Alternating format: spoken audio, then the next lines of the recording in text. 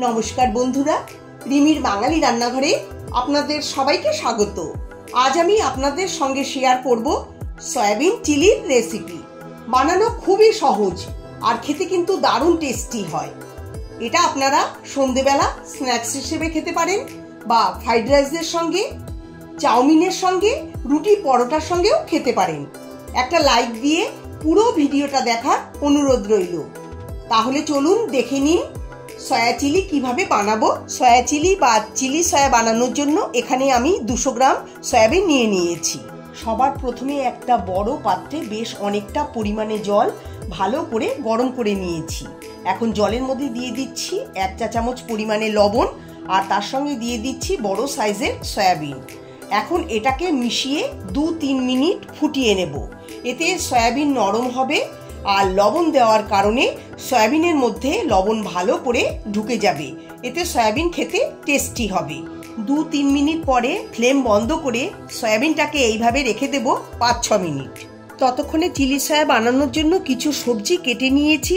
2টো medium সাইজের পেঁয়াজের খোসা ছাড়িয়ে প্রথমে 4 টুকরো করে তারপর পাপড়িগুলো ছাড়িয়ে নিয়েছি সবুজ ক্যাপসিকাম, লাল ক্যাপসিকাম, হলুদ ক্যাপসিকাম, 3 রকম ক্যাপসিকাম আমি অর্ধেক অর্ধেক করে নিয়েছি আর কাঁচা লঙ্কাকে একটু আড়াআড়ি করে চিড়ে নিয়েছি। 5 মিনিট পরে সয়াবিনগুলোকে তুলে নিয়ে স্ট্রেনার বা ছাঁকনিতে রেখে সব জল ঝরিয়ে নিতে হবে। তারপর হাত দিয়ে চিপে চিপে দেখুন এইভাবে এক্সট্রা জল ফেলে দিতে হবে। সয়াবিনের সব জল ফেলে সয়াবিনটাকে একটা বড় মিক্সিং বোলে রেখে দিয়েছি। এখন এটাকে ম্যারিনেট করে নেব। তার জন্য দিয়ে দিচ্ছি 1 চা চামচ গ্রেট করা আদা, 1 চা চামচ গ্রেট করা রসুন, 1 চা চামচ কাশ্মীরি লঙ্কার গুঁড়ো, এটা দিলে কালারটা খুব সুন্দর হবে, 1/2 চা চামচ গোলমরিচের গুঁড়ো, স্বাদ অনুসারে লবণ দিয়ে দিচ্ছি, 1/2 চা চামচ লঙ্কার গুঁড়ো, এটা দিলে স্বাদ খুব ভালো হবে। এটাকে মুচমুচে করার জন্য দিচ্ছি বড় 2 টেবিল চামচ কর্নফ্লাওয়ার, 1 টেবিল চামচ ময়দা।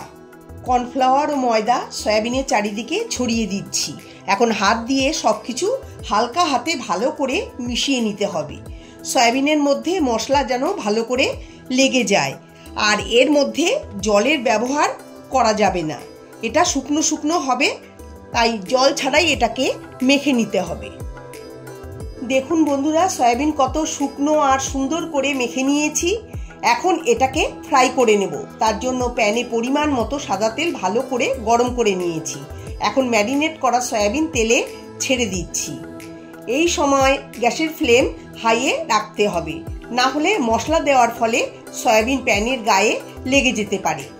হাই ফ্লেমে রেখেই ভাজতে হবে। আমার প্যানে যতটা সয়াবিন ধরেছে ততটাই আমি ছেড়ে ভেজে নিচ্ছি। আমি দুবারে ভেজে নেব। তেলে ছেড়ে সঙ্গে সঙ্গে নাড়াচাড়া করবেন না, তাহলে প্যানের গায়ে লেগে যাবে। এক পাশ ভালো করে ভাজা হলে উল্টে পাল্টে ভেজে নিতে হবে।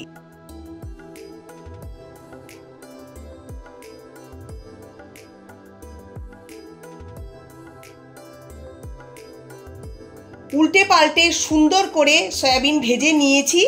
এখন তুলে তেলটা ঝরিয়ে একটা পাত্রে রেখে দিচ্ছি। সয়াবিন ভাজতে আমার 3-4 মিনিট সময় লেগেছে।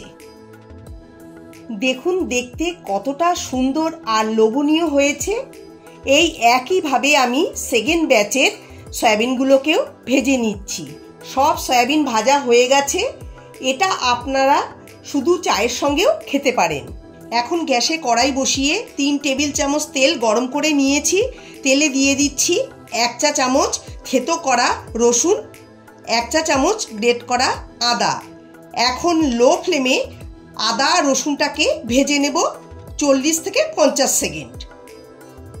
আদা রসুন ভালো করে ভাজা হলে এর মধ্যে দিয়ে দিচ্ছি একটা মিডিয়াম সাইজের পেঁয়াজ মিহি করে কুচিয়ে। এখন মিডিয়াম ফ্লেমে পেঁয়াজ ততক্ষণ ভেজে নেব যতক্ষণ না পেঁয়াজের কালার পাল্টাতে শুরু করছে। পেঁয়াজ ভাজা হয়ে গেছে। এখন এর মধ্যে সব ভেজিটেবলস দিয়ে দিচ্ছি। এখন গ্যাসের ফ্লেম হাই করে দেব। হাই ফ্লেমে 1 মিনিট এই সবজিগুলোকে ভেজে নেব নাড়িয়ে চাড়িয়ে। এই সবজিগুলোকে খুব বেশি ভাজবো না, তাহলে সবজি নরম হয়ে যাবে। এগুলোকে হালকা ভাজতে হবে। প্রায় 1 মিনিট সবজিগুলোকে ভেজে নেওয়ার পর এর মধ্যে দিয়ে দিচ্ছি বড় 1 টেবিল চামচ রেড চিলি সস, তার সঙ্গে দিয়ে দিচ্ছি টমেটো সস 3 টেবিল চামচ, 1 টেবিল চামচ সয়া সস, আর তার সঙ্গে দিচ্ছি 1 টেবিল চামচ ভিনিগার। দিয়ে দিচ্ছি সামান্য লবণ আর হাফ চা চামচ চিনি। চিনি দিলে টেস্টটা ভালো হবে। এখন সব কিছু ভালো করে মিশিয়ে দেব। এখন দিয়ে দেব ভেজে রাখা সয়াবিন। সয়াবিন দিয়ে ভালো করে মিশিয়ে দেব। এখন এর মধ্যে 1 টেবিল চামচ কর্নফ্লাওয়ার 2-3 টেবিল চামচ জলে গুলে দিয়ে দিচ্ছি। এতে বেশি জল দেব না, কারণ এটা ড্রাই সয়াবিন চিলি হবে। ভালো করে মিশিয়ে দেব। এর মধ্যে দিয়ে দিচ্ছি অল্প ধনেপাতা কুচিয়ে। ধনেপাতা দিয়ে মিশিয়ে দিলেই তৈরি সয়াবিন চিলি বা চিলি সয়াবিন। গ্যাসের ফ্লেম বন্ধ করে এখন আমি গরম গরম সার্ভ করে নিচ্ছি। রেসিপিটা ভালো লাগলে লাইক, কমেন্ট, শেয়ার করবেন। সবাই ভালো থাকবেন, সুস্থ থাকবেন। ধন্যবাদ।